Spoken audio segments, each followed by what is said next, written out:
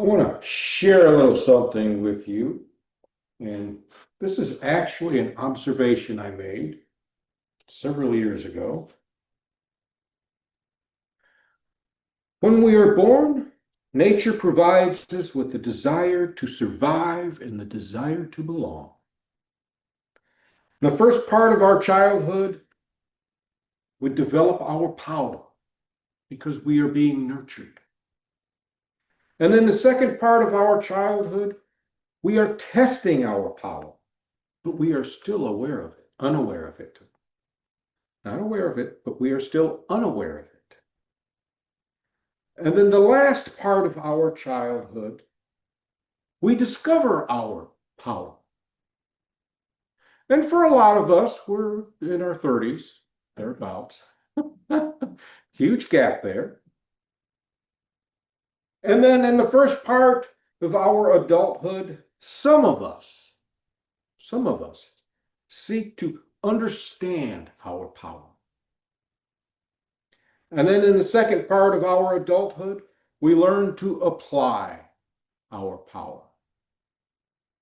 And this was just an observation that I had made, mostly of myself. But when I look at other people, such as those who have bordered with me, I see this being demonstrated. How does it end? Well, for some, it doesn't, because if you noticed, the last part of our childhood, we discover our power.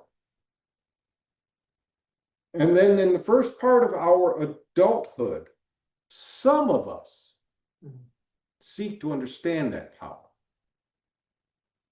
Now, I have come across people in various ages that have never made it past the last part of their childhood or the first part of their adulthood.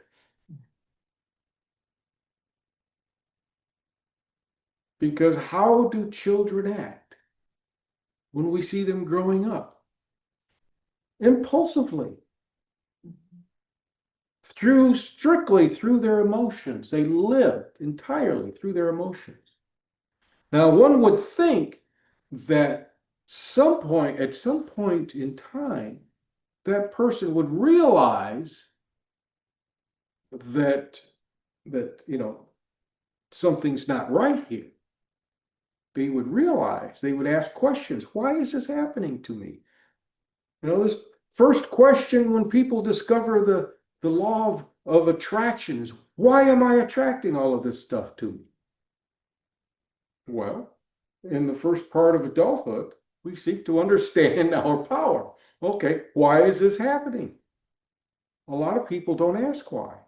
And if they do ask why, they always point the finger at someplace else.